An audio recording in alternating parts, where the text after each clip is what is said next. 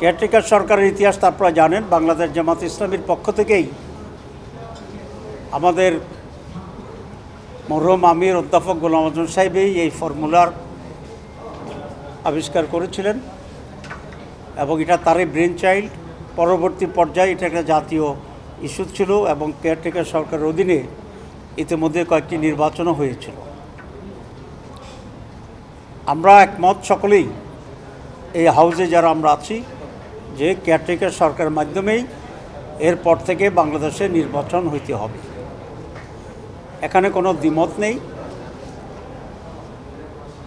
প্রায় 2 দিন এটার উপর আলোচনা হয়েছিল আগে, আজকেও নানা আলোচনাকে অ্যাকোমোডেট করে এবং গতকাল জামাত ইসলামীর পক্ষ থেকে রাত্রেই আমরা একটা নতুন প্রস্তাব দিয়েছিলাম, সেটারও কিছু অংশকে অ্যাকোমোডেট করে কমিশনের পক্ষ থেকে আজকে একটি নতুন প্রস্তাবনা পেশ করা হয়েছে। সেই প্রস্তাবনার মূল বিষয়টি হচ্ছে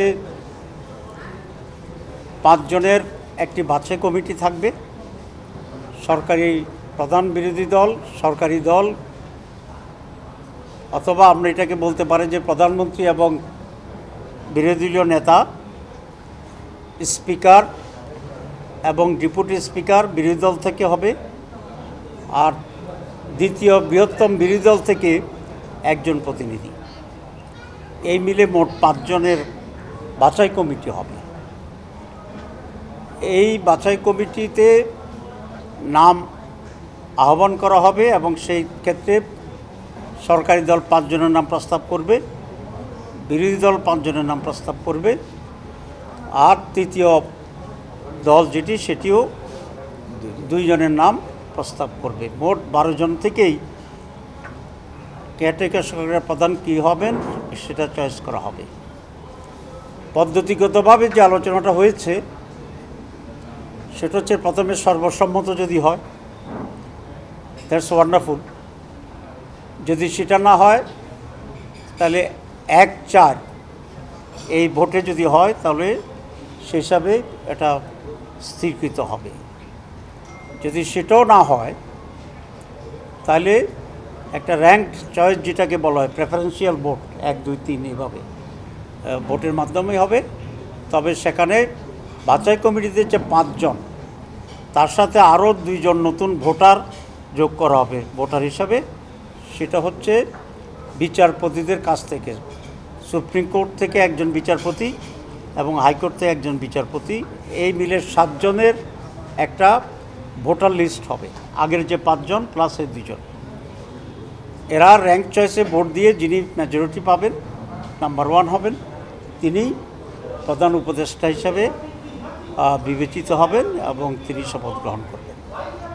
এখানে একটা প্রশ্ন আসে যে 2 জন বিচারপতিকে কিভাবে এখানে কেন আনা হচ্ছে?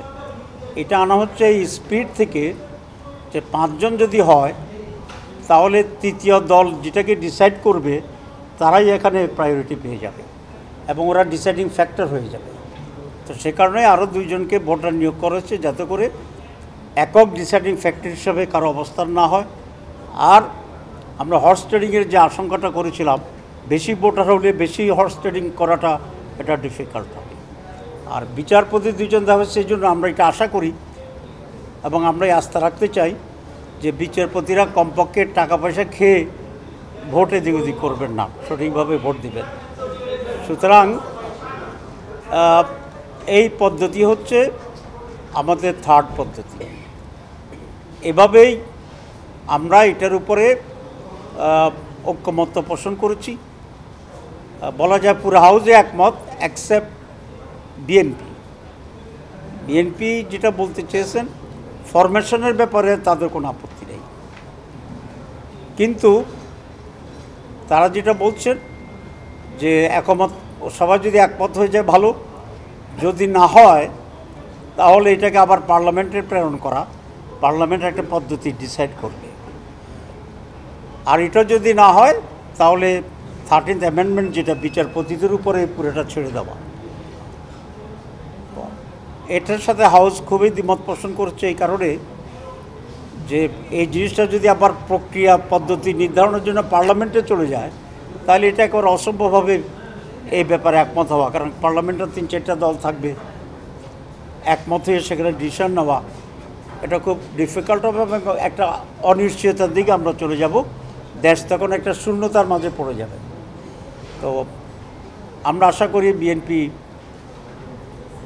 কমিশনের যে প্রস্তাব, যেটা খুব রেশনাল এই জন্য বলেছি যে ভোটিংয়ে যদি না হয়, র্যাঙ্ক চয়েসটা এমন একটি পদ্ধতি যে সেখানে একটা সলিউশন অবশ্যই বেরিয়ে আসবে, কারণ একজনের 3টা করে ভোট দিতে পারবে, 1 2 3 1 2 3, তো কেউ না কেউ এখানে বেশি পাবে নেই, এটা নিশ্চিতভাবে।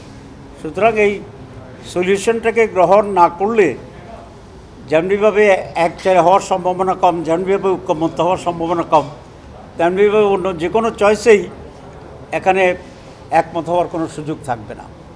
তো এই জন্য আমরা কমিশনকে বলেছি যে পার্লামেন্টে গেলে এটা জটিলতা আরও বেশি তৈরি হবে। এখনকার যে ডিসকাশনটা আমরা করছি, এই বডিতেই এটাকে নিশ্চিতভাবে একটা সিদ্ধান্ত এখানে আমাদের নিতে হবে। পার্লামেন্টের চেয়ে এই বডিটাকে আইনগত ভিত্তি তেমন নেই, কিন্তু মোর রিপ্রেজেন্টেটিভ টাইপের বডিটা। ধর পার্লামেন্ট তো একটা 5টা দল থাকবে, কিন্তু এখানে 32-33টা দলের প্রতিনিধিরা মিলিয়ে আমরা আলোচনা করছি। তো সে কারণে আমরা এটা মনে করি যে এখানেই ডিসিশন ফাইনাল করতে হবে এবং প্রথম 1-2 অল্টারনেটিভের পরেই আমরা র্যাঙ্কড চয়েসে যদি চলে যাই তাহলে অবশ্যই এটার একটা সলিউশন হয়ে যাবে। ফার্দার আর অল্টারনেটিভ থাকার দরকার নেই, হবে না। এই হচ্ছে আজকের পরিস্থিতি এবং এ হচ্ছে আমাদের মত।